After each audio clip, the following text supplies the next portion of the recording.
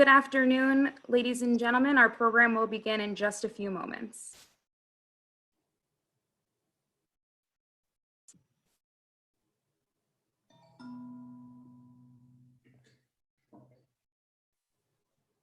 Good afternoon, ladies and gentlemen. Our program will begin in just a few moments.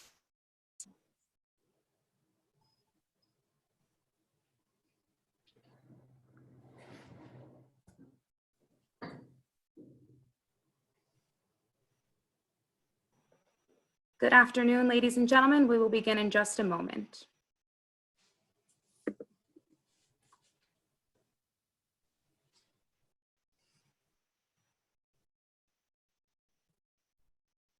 Good afternoon. Welcome to Advocacy Anywhere, powered by AJC. Advocacy Anywhere is AJC's new digital platform that will enable you to engage with AJC's global expertise, content, and advocacy from wherever you are. Today's program is brought to you in partnership with Jewish Insider. You can sign up for Jewish Insider's daily kickoff by visiting www.jewishinsider.com. We are honored to be joined today by His Excellency Martin Weiss, Ambassador of Austria to the United States.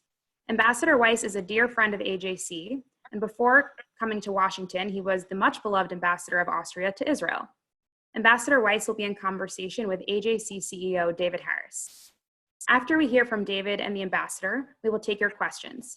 You may email your questions to questions@ajc.org, questions is plural, or use the Q&A chat feature in Zoom.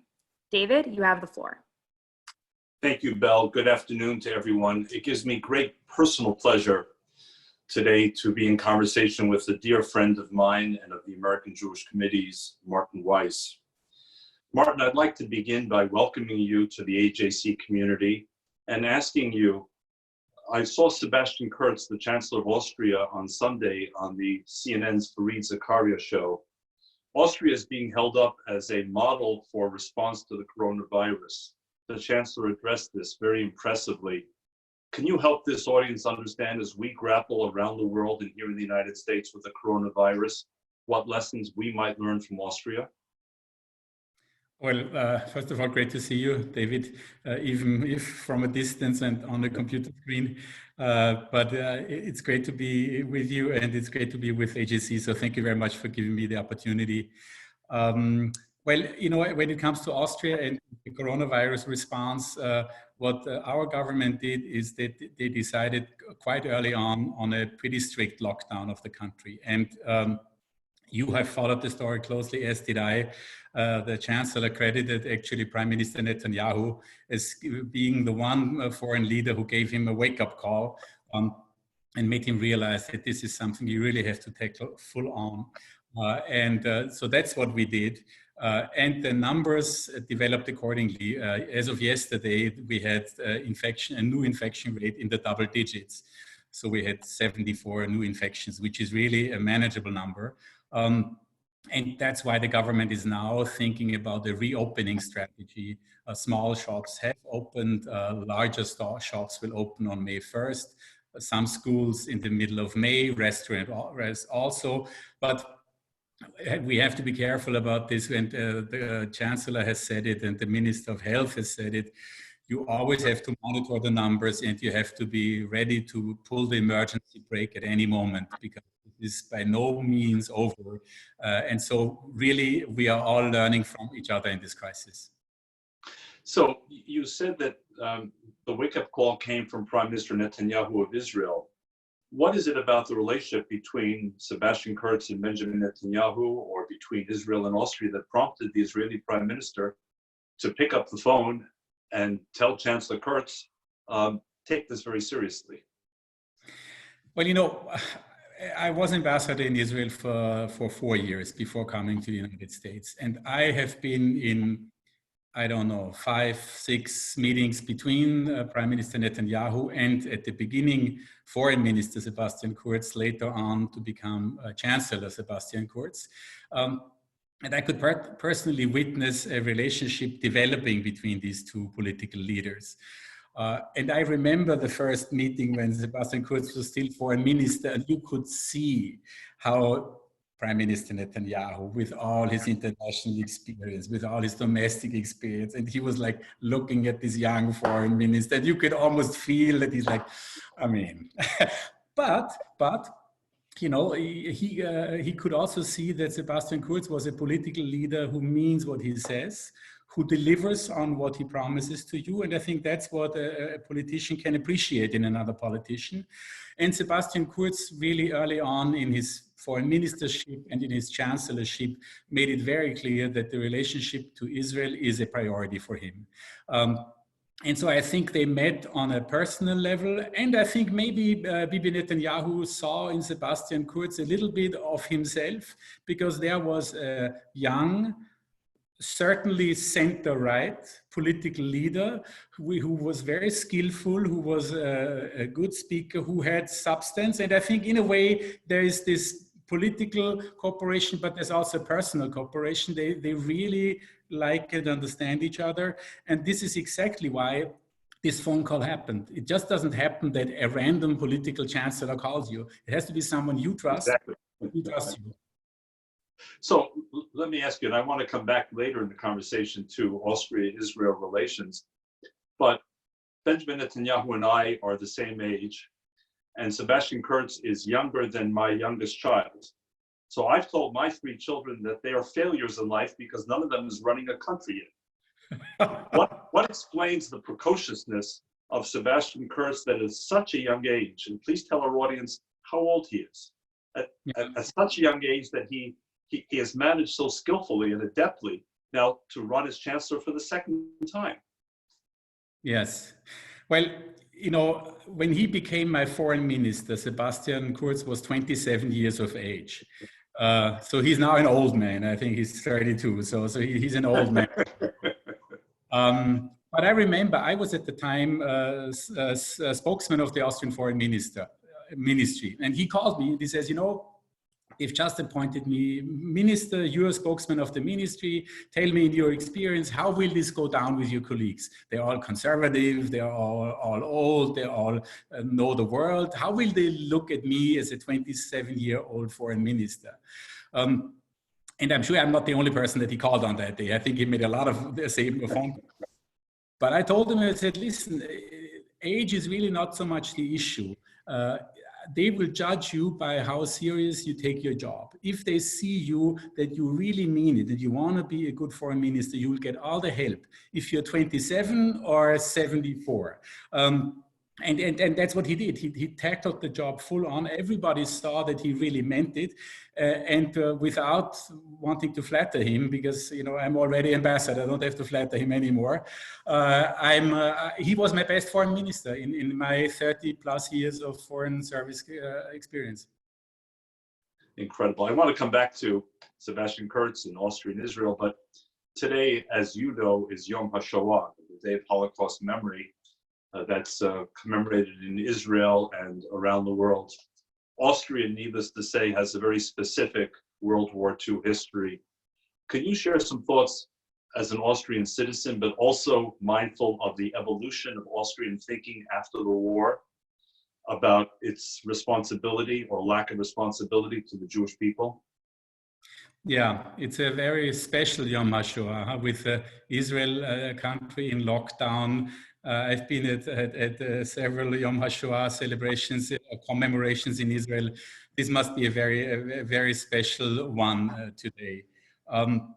Yes, for Austria and Israel, you know, we had a complicated relationship because post-war, Second World War Austria wasn't so happy to be reminded of his history in the 30s and during World War II.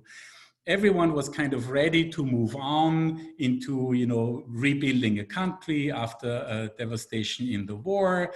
And then there was the Cold War, and then you had to do this and you had to do that. And you kind of, Austria was more than ready to push its own dark hours aside. You know, the whole situation came to the fore, for example, upon the election of Kurt Waldheim as Austrian president, where, you know, he was famous with quotes, I only did my duty.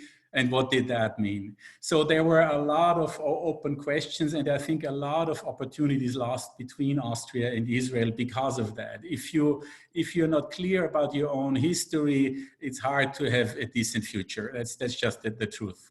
But I think really with the Waldheim election, things changed somewhat in public discourse. A lot of people, young people, came out and said, I want to know where were we in those years. It cannot be enough to just say everybody did their duty and that's it and let's move on in history. And I think a lot of research has been done, a lot of Holocaust teaching has happened in the schools, and we had political leaders. I have to mention Franz Vranitzky, an Austrian chancellor who found the right words about Austria's history. Thomas Klestil as a president did the same thing. And Sebastian Kurz, I think, stands very much in this tradition, and I think takes it even to another level. So to add to the complication that you described, Martin, Austria also, unlike Germany, at one point had a Jewish post-war chancellor, Bruno Kreisky. And some people would say that because he was Jewish, in a way, Austria could look at itself and say, what are the issues? We've elected a Jewish chancellor, so there are really no issues. How did the Kreisky story factor into this? Well, Kreisky, for the relationship with Israel, was certainly a complicated figure. You know, Kreisky was the man who basically, who was the first Western European country to recognize the PLO. He had a close relationship with Yasser Arafat. So he was very much on the international scene, and he was very critical of Israel. There are many stories about Kreisky. I think you remember maybe the one where Golda Meir was in Vienna, and that was after there was a terrorist attack in Austria. And because at the time, a lot of Soviet Jews were leaving the Soviet Union, and they came to the US via Austria. And there was a Palestinian terror team that wanted to stop that. They took some people hostage and demanded that Austria would close this Schönau, which was the spot where all this transit to the United States happened. And Golda Meir was in Europe at the time, traveled to Vienna and met with Bruno Kreisky and said, Mr. Chancellor, she said something that she maybe shouldn't have said. She said, you as a Jew cannot possibly let yourself be blackmailed by those terrorists. And if you give in to those demands, then what will be next? And Bruno Kreisky at the time basically said, listen, I'm Chancellor of Austria. My responsibility is that nobody gets hurt in Austria. That is my job. So I will do whatever I have to do to stop any kind of bloodshed in this situation. And actually, he gave in to the demands. He closed Schönau only to reopen it at a different location a while later. And when Golda Meir returned on that same day to Ben Gurion Airport in Israel, the Israeli press put the microphone in her face and said, how did the meeting with the chancellor go? And she said, he didn't even offer me a glass of water, which is a story that is had been widely reported in Austria. And that, I think, those were complicated years between our two countries, for sure. So I just want to tell our audience that I myself worked in Vienna shortly after the terror attack. The terror attack was indeed against a train that was bringing Soviet Jews from the Soviet Union through Czechoslovakia to Vienna. Those Jews were actually on their way to Israel. At that time, most of the Jews went to Israel. And though Bruno Kreisky resisted Golda Meir, I have to say, the story didn't end there, as you, Martin, exactly as you suggested. I came a few years later. Austria was wide open to Soviet Jews. Soviet Jews went through Austria on their way either to Israel or to Rome, Italy, en route to the United States. And I have to say that Austria protected them, welcomed them, and it's a story that should be better known in the Jewish world. Martin, I want to transition now to your years in Israel, because as you said, you were ambassador to Israel for 4 years before coming to the United States. Personally, were they good 4 years for you? Yes, actually, they were great 4 years. I had worked my first job in diplomacy was in Washington, right here, actually right in this embassy. And part of my portfolio was also contact with the Jewish community. We always had a good working relationship, for example, with AJC and other Jewish organizations. We always felt it was important to hear what they had to say. Because they were often critical, but they were interested in what was going on in Austria. And, you know, interest is the beginning of a conversation.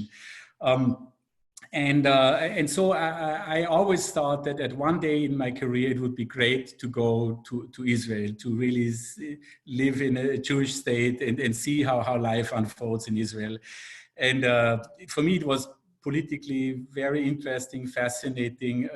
Privately, it was very rewarding. We have a lot of close friends in Israel that we won during those 4 years. So, you know, in Israel, there is never a boring day. Israeli politics never keep you entertained. It was great. And what was the best for me is that those were the years, and there comes Sebastian Kurz into this conversation, where I had a foreign minister and a chancellor who put so much importance on this relationship. And I had felt that because of all the complications in the way we dealt with it ourselves, there were so many things that were left undone between Austria and Israel. And I could, for a little bit at least, do much more, have more youth exchange, have more economic exchange. We saw a huge increase in tourism. We had this political closeness between our two leaders in Sebastian Kurz and Benjamin Netanyahu. We had a visit by our president and. So I saw so much happening that this was really, for me, a highlight of my career. And I'm not sure that there will be anything like it. So, was that your first, when you arrived in Israel as ambassador, was that your first time in Israel, or had you been there before? I had visited Israel when a good friend of mine was ambassador to Israel. So I had a little bit of a flavor of the country. I could feel how it feels to be in Israel, but, you know, never for a long time. So it really was the first time that I spent a longer time in Israel. So I want to ask you, because so many people outside of Israel who've never been there have formed their own impressions from afar, because of the media or because of discussion. What surprised you living in Israel? Were there things that you had not expected that you discovered? No, you know, I think I went to Israel with a very open mind, you know. So basically, I think it's always important also to try to tone down your preconceptions, because you want to really experience the things as they happen. And, you know, I was not disappointed in any way. Israelis proved to be extremely open. You know, some may say in your face, but, you know, very open, not shy to tell you anything. But also supremely helpful. A magic word in Israel I found is, if you ask someone for help, you will always get it. And you know, it's a country that has wonderful lifestyle. You know, it has a lot of temperament. It has a lot of resilience. It has, of course, I mean, it's a country that is in a very dangerous neighborhood. You know, a villa in the jungle, whatever you call it. I think it's a country that leaves no one untouched. So for AJC, one of the biggest moments in our recent history was in 2018, when we had our global forum, our biggest annual event for the first time ever in Jerusalem. And the featured speaker was none other than the Austrian Chancellor, Sebastian Kurz. And he said something quite memorable for the thousands of people who were in the convention center. For the first time ever, he used the word Staatsräson, national interest, to describe the new relationship between Austria and Israel. As a practical matter, Martin, what does that new relationship look like compared to the old relationship? I know you began to touch on it, but can you take us the next step? How far can it go? Well, you know, we have seen a lot of things happen in this relationship, and for example, Sebastian Kurz, when we had the presidency of the European Union, he promised actually to Benjamin Netanyahu that he would take the fight against anti-Semitism on a European level. It's actually surprised me that a fight against anti-Semitism never found its way into the heads of states speaking notes and into the final discussions in the documents of the European Union. It was kind of, really? But he promised that he would do it, and he did it. And so I think that there is a lot of things flow from it. And if we just turn it back to where we started our conversation, the fight against the corona crisis. Today, what we do with Israel, we compare our numbers very closely, basically day to day, because, you know, in a way, Israel and Austria are quite comparable in size, two countries of approximately 9 million people. Our economies are not so different, and I think for Israel it's helpful to have this other country who is a little bit ahead in the curve. So basically, we take our steps and we try to monitor as closely as we can, and we share all of this information on a daily basis with Israel to make sure that if we make a mistake, maybe Israel can avoid that mistake. And so this is where it you know, in practical matters, it really means something. And this goes from Corona to many other fields of cooperation. Yeah, and Sebastian Kurz also did something else. He came to Brussels, to the capital of the European Union, in March of 2019 at the invitation of the American Jewish Committee. And he gave a very powerful message in Brussels as well, and not just on anti-Semitism, but on anti-Zionism, emphasizing the fact that today when we speak about anti-Semitism, we must include anti-Zionism, the denial of the Jewish people's right to self-determination, as a central element. What explains, is there something in Sebastian Kurz's background that explains this deep commitment to grappling with Austria's past, leading in the fight against anti-Semitism, deepening the relationship with Israel, and becoming a spokesperson for all of Europe on these subjects? What explains it? Well, it should come easy to an Austrian chancellor to talk about anti-Zionism. After all, Theodor Herzl is a great son of Austria. Yes, he is. So maybe Sebastian Kurz read his Theodor Herzl in the past. But that also means that his predecessors did not. Well, so is there something in Sebastian Kurz's biography that might explain? No, I don't think there's something in his biography, at least not that I have seen. And I was actually curious myself to find out, when he became foreign minister, how he would tackle this relationship with Israel. And you know, it could have been that as a young man of 27, he could have said, okay, listen, guys, I know about our past. We all know about our past, but look at me, I'm 27. Do you know when I was born? Can we please talk about the future? It could have been his approach, but he decided that it was not. He decided that he wanted to fully embrace Austria's history and him being part of Austria's history, and that he wanted to do the utmost to reach out to Israel and to really restart this relationship. It was a conscious choice that he took. He didn't have to. Nobody forced him to do that. And I haven't seen anything in his private history where you say, oh, your grandfather was this and that, and this is now why you want to do this. Nothing that I have seen or read. I think really it was a political choice, and a choice that he lives by, and that I think he delivers every day. Thank you for that, Martin. So on another issue, he's also shown leadership. Again, it's not without controversy. Leadership entails controversy. And that's on the question of migration, European migration and the challenges. And on a day here in the United States where the President of the United States has issued a new, I'm not sure if it's an executive order or what it is, that's halting, at least temporarily, migration.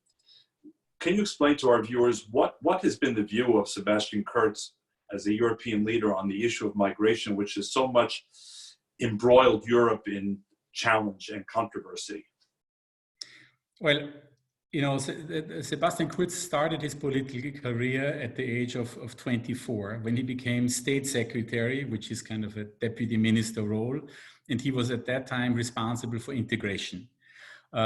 He got a lot of bad press at the beginning of his tenure because people said, come on, guys, this guy is barely out of school and he wants to teach us about integration. Are you kidding us?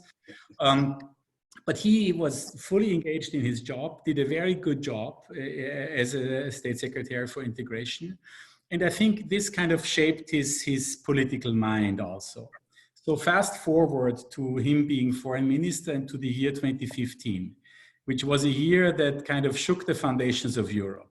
I remember I was in Vienna at the time, and we saw this wave of migrants. There were 1.5 million people who basically walked into Austria, across our border, all of it illegally, of course, because you can't just cross the border without documentation and Europe was kind of mesmerized, didn't know how to tackle it in a way. Shall we wave and give them all flowers and welcome them all in, or do we have to build a fence and stop them all? How do we tackle this? But I remember very well that Sebastian Kurz, from the very beginning, said, listen, you know, people might be very helpful now and everybody will be bringing food and all that.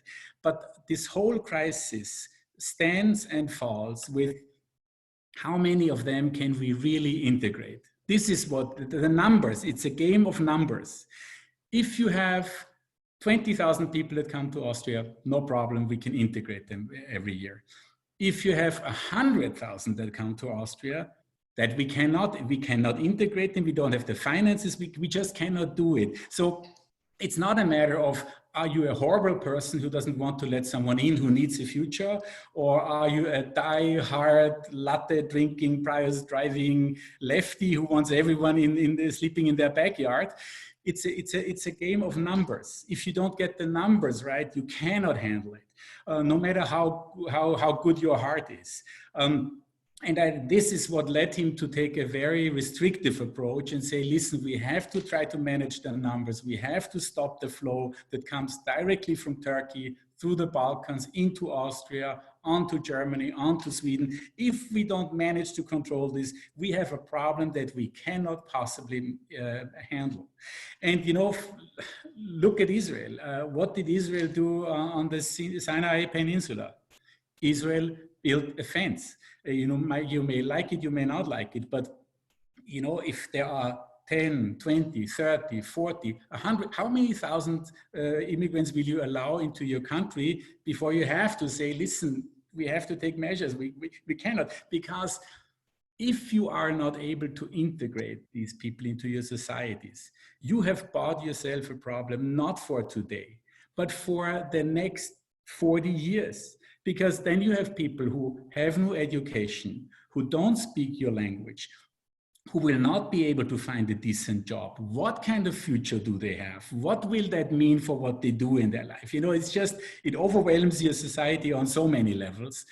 That I think this, for me, when I saw this, I understood that he took it from a very, I felt, rational point of view, and he has been criticized for it. I know the debate about refugees in rubber boats coming from Libya and who perish in the Mediterranean, and this can be a very tough debate to lead, but I figured that he came from this kind of approach that if you can't manage the numbers, you cannot solve this problem.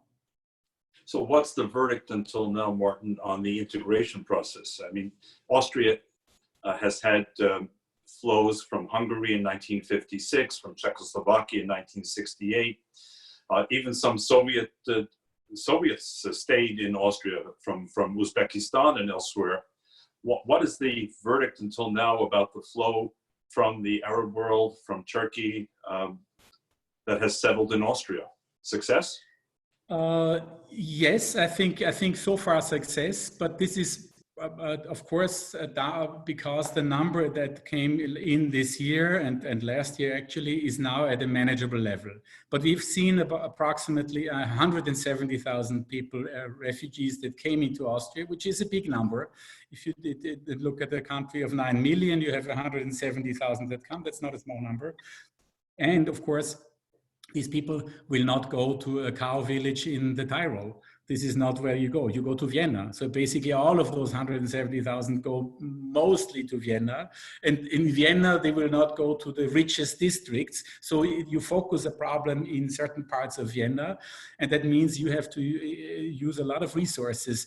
I have a friend who is a teacher, and she told me, listen, I have 22 students in my class. Out of the 22 students, 20 do not have German as their first language. How am I supposed to teach them? So basically, you need a second teacher in the class, because otherwise it just doesn't work out. And you know, the Austrian families will say, listen, if my kid is one of the 2 kids with German as their first language, how good a school will it be for them? How much will they learn even in this school?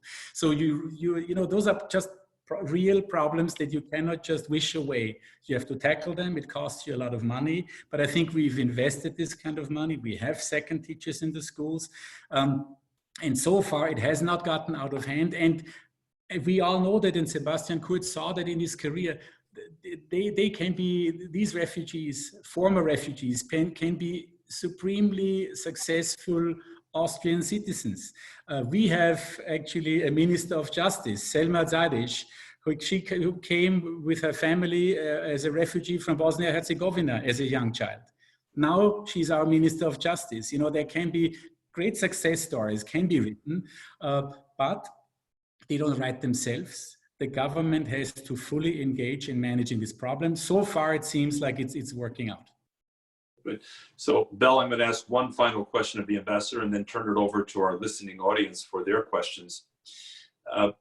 One of the fears of Jews, but not just Jews, is that anti-Semitism is on the increase in Europe. In fact, Sebastian Kurz, as you said, has been one of the leaders in fighting anti-Semitism. And one of the fears is that the anti-Semitism is coming from multiple sources. That the migration, in a way, fuels the right wing, the extreme right wing, which opposes migration, and that some of the migrants themselves come with anti-Semitism. So the only thing that the far right and some of the migrants have in common is a shared antipathy for Jews. And then you throw in the far left, which doesn't like Israel's existence, and you have a kind of anti-Semitic cocktail, if you will. What's the state of anti-Semitism today in Austria as you see it, Martin? Yes, I think you touched a lot of points there. The one thing is, of course, in this new wave of migrants, this is a new migration that we are not used to. We have seen a lot of migration coming from Turkey. In the beginning, we advocated a lot of Turkish workers to come and help build the Austrian infrastructure in the 60s. We saw a lot of migration, like you said, from Czechia, from Hungary, from the Balkans. This is all something that we know and that we can deal with. And there are a lot of family connections and roots which make this easier. This new wave of migration, we see refugees from Syria, from Afghanistan, from Iraq. This is all something that we are not used to. It's harder for us to integrate them. And they come with a different mindset, as you say. And unfortunately, anti-Semitism is often part and parcel of this. So this is something I think that is, again, a challenge for the government. You have to educate the refugees that come. You have to tell them what your beliefs and values are.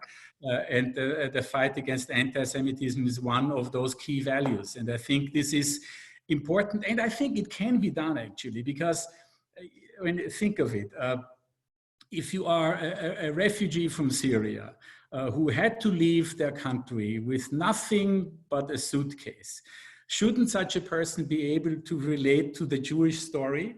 You know, there is a way, I think, you can tell this story, and also to someone who in his typical upbringing would be brought up with anti-Semitic stereotypes. But maybe you can tell the story in a way that you say, Jews know everything about being kicked out of a country. Jews know everything about being scapegoated. So basically, I think you could maybe find even a conversation there that's actually helpful for both sides. As to anti-Semitism in Austria, I think that we have a strong structure in our education system that I think Austrian students will hear the right things, if you so will, in Austrian schools. They will go and see Mauthausen concentration camp, a camp on Austrian soil, which will, I think, drive a message home that this didn't happen just somewhere, anywhere, in a place far, far away, but right in your country. So I think I have very much this feeling that for a young generation, there is a very different approach to this. And this primitive scapegoating of Jews, I think, is not something that resonates with an Austrian youth. If you talk about the far right, of course, you know, this refugee crisis, that was currency for parties on the right, because it gave rise to protecting your national homeland from foreign influence and draw up the towers and lock the gates and Austria for Austrians and all of this. But, you know, if you look at it today, all those right-wing parties don't fare that well. Where is Mr. Salvini now? He's in the opposition. Where is the Austrian FPÖ, if you will, a party that is far on the right? Their numbers are not that great as of lately. And I think also if you look at the Corona crisis, I think in most of our countries, our voters now look to their governments. They want the governments to steer them through complicated times. And this is not the heyday for rebel-rousing opposition parties. Thank you so much, Belle. I turn it over to you and our listeners, please.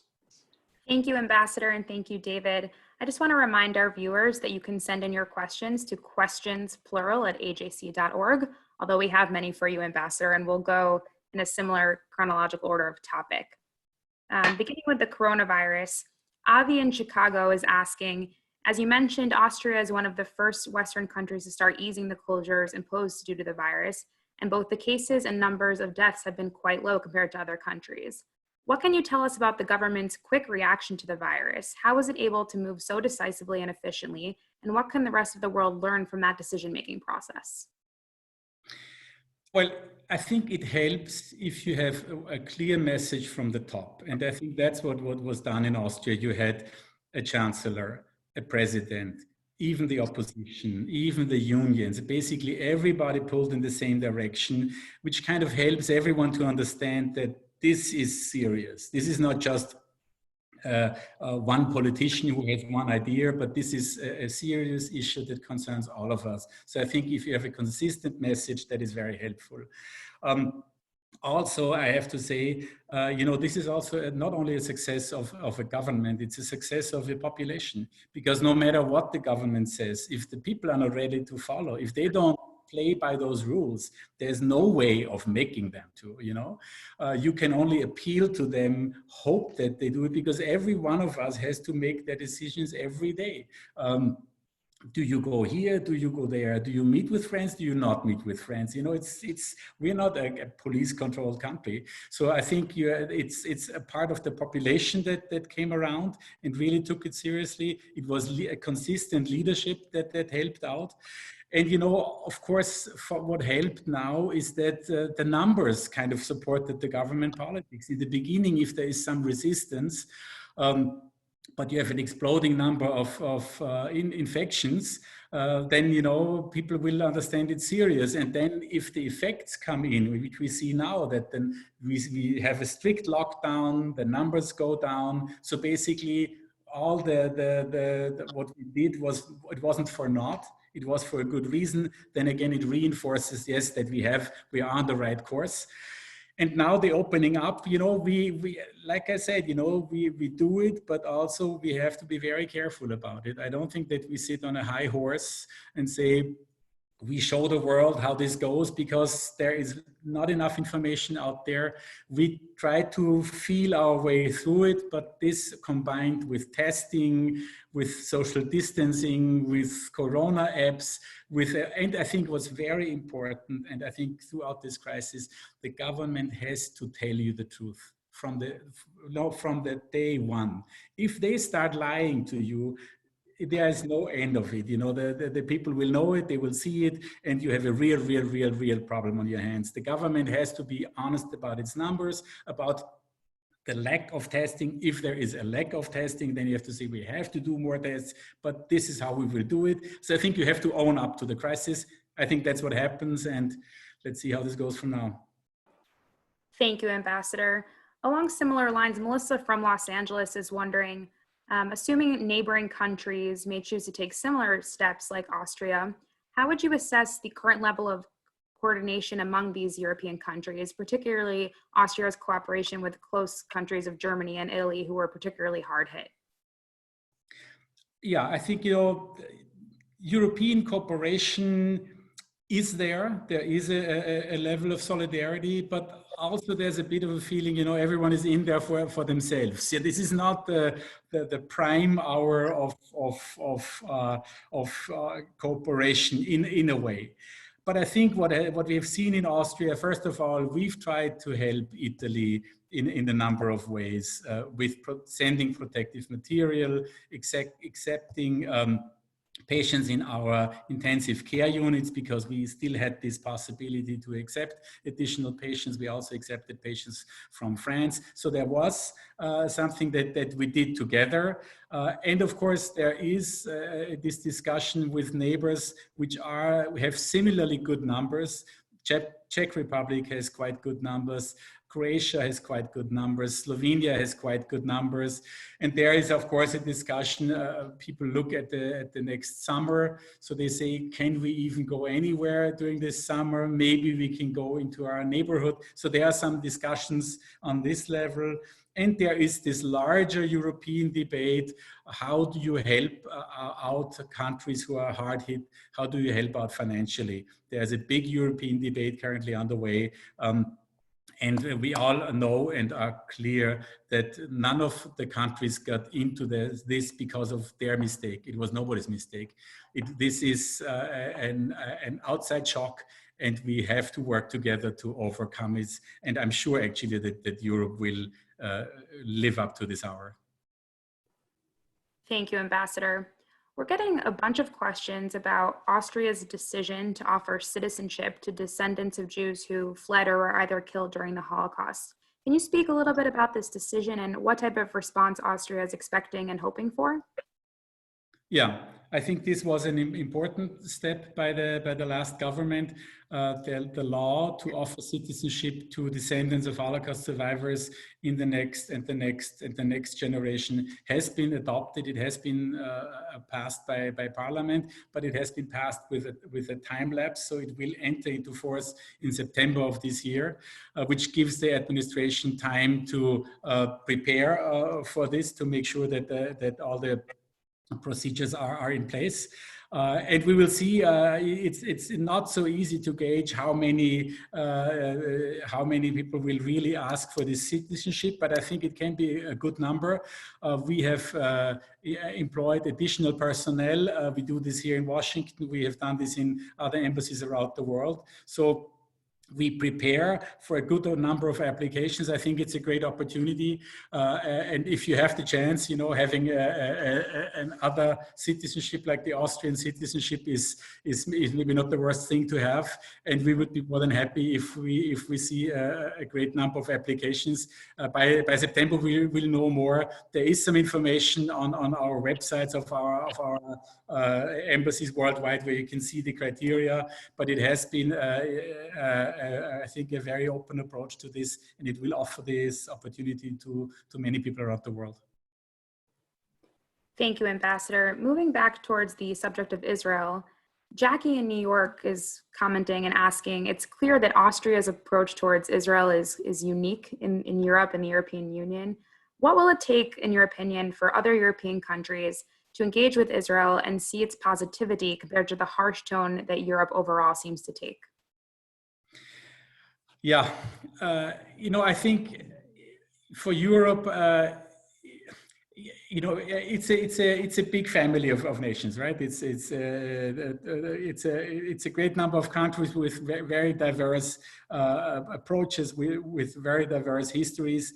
And I think we can and should all learn from each other. I think Sebastian Kurz has really tried to shape this debate and to also kind of work on this understanding, because Israel, and that I saw that firsthand, is often measured with a different measuring stick. Sometimes you have to, you don't have to be, you just have to be realistic. Like if you look at the situation in Gaza and at the border of Gaza, if you have a great march of return, and if you have the IDF that kind of tries to manage this situation, it's complicated on many levels, for sure.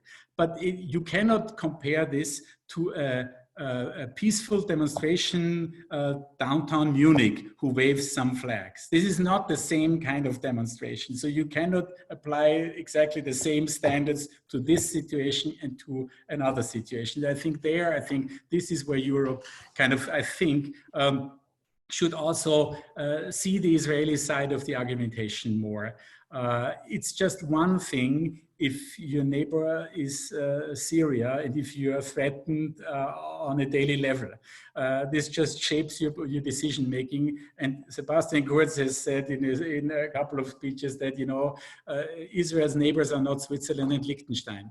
And I think this is just something that you have to take into account. And I think there is some changing of the mind going on in Europe. I'm not sure it's enough, but I think, each of us can play their part in shaping opinions. Thank you, Ambassador. On a different note, Melissa in New York is asking, I know it's hard to imagine a world now without coronavirus, but what is Austria focusing on for the day after and its priorities going forward? What are Austria's main priorities in general when it comes to its relationship in the United States with the United States and the work that you specifically are focusing on? Yeah, the post-corona world. That's actually, we are right now kicking off an art project where we try to pair Austrian and American artists to imagine a post-corona world and to tell us a little bit about what kind of thoughts they have about this. I think this will be a fascinating art project, and we will put it up on our website as soon as we got the first results, but that should be something. Yes, for my work here in America, it all in a way came a bit to a standstill with this whole crisis, because the things that you typically do as an ambassador, you go out and give speeches, you invite people to your home, you give lectures, you go to universities, you go to big companies, you have investment seminars. All of this is something that cannot be done right now. I think there's a lot to be done between Austria and the United States. It's every diplomatic job is a new challenge. Israel had many challenges, but one thing that between Israel and Austria was just a fact is that we were two countries of approximately the same size. Two countries of 9 million people. You can basically compare notes on many levels because the size is so similar. America is a completely different ballgame. Just look at the great state of California alone. Would be the 7th largest economy if you just take the numbers in the world. So there's a huge size difference, but you have to be creative. There are many things that can be done. Austria has, I think, a good reputation on many levels. We're still considered a superpower when it comes to cultural affairs, and so we have to concentrate on our strengths, try to find partners in the United States, of which there are many. And the moment that they let me out of my home again, I have a million ideas that I want to bring into fruition. Thank you so much, Ambassador. We're going to take one more question from the audience. Then David, I'll kick it back to you so we can head, because we're running out of time. We got a bunch of different questions about Hezbollah, so I'm just going to combine them because we know you're quite familiar with this issue. Austria has taken steps to ban certain aspects of Hezbollah, its symbols, and even last month in the Austrian state of Carinthia, there was a trial against a Hezbollah commander who had spent 13 years in Austria while reportedly being involved in financing terrorism.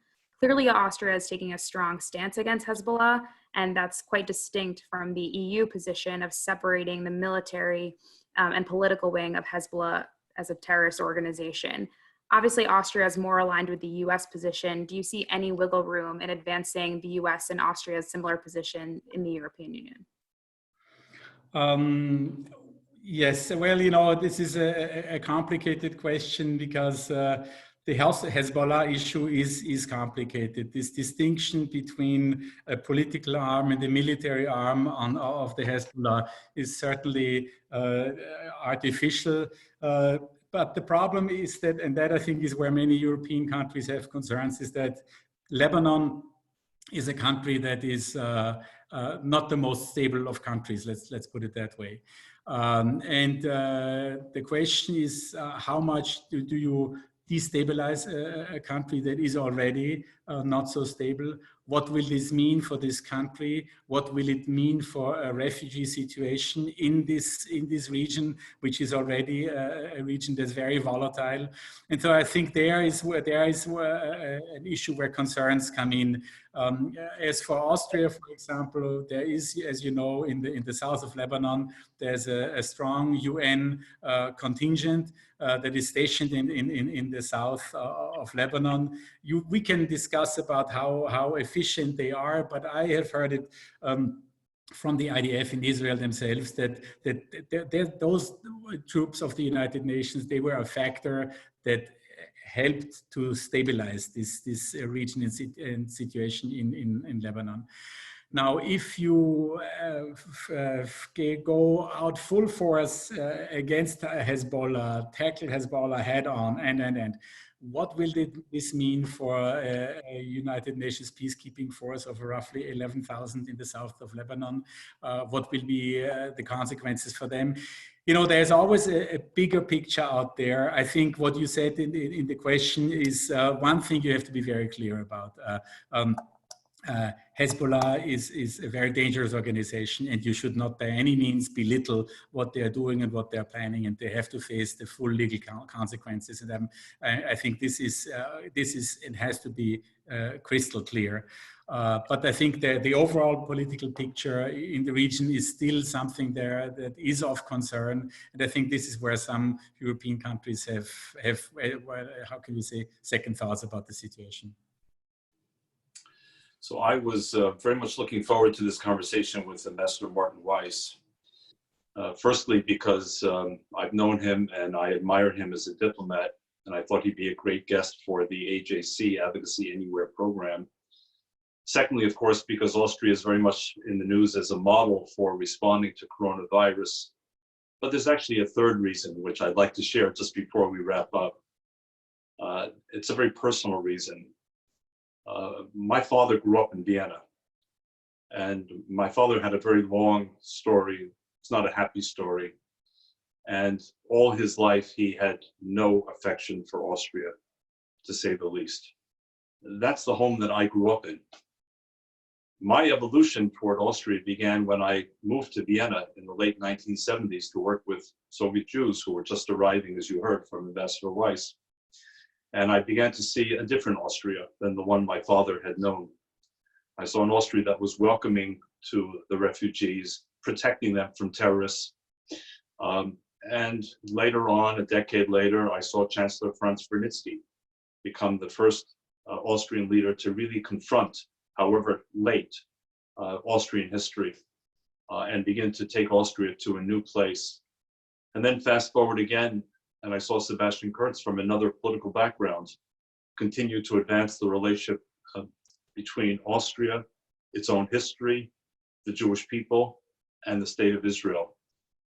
And I wanted to believe that if my father were still alive, he would understand the evolution in our thinking at AJC and in my own thinking toward Austria. And I wanted you to hear it not just from me, I wanted you to hear it from Martin Weiss, who I think in the last hour or so gave a lot of testament to that extraordinary change that's taken place in Austria and that continues to accelerate. And I want to leave you with just one last fact, that this is not just about Chancellor Kurz or Ambassador Weiss. The Austrian Parliament, which is made up, Martin, if I recall, of at least 5 different parties, unanimously condemned the BDS movement against Israel. I don't think that the United States Congress, for all of its friendship for Israel, could unanimously agree even on that subject today. But the Austrian Parliament, from left to right, embraced the notion that BDS is inimical to Austria's view of the world and its relationship with Israel. So there are reasons for hope. And I hope you'll take some of those reasons for hope from this wonderful conversation we've had with Ambassador Weiss. Thank you for joining the American Jewish Committee for this discussion, and we look forward to seeing you on other Advocacy Anywhere programs. Goodbye. Great to be with you. Thank you very much. Thank you, Ambassador, and thank you, David. I also want to thank our audience for joining us today. To support AJC's vital work around the world, please feel free to visit ajc.org/donate. Please stay safe and healthy. Goodbye.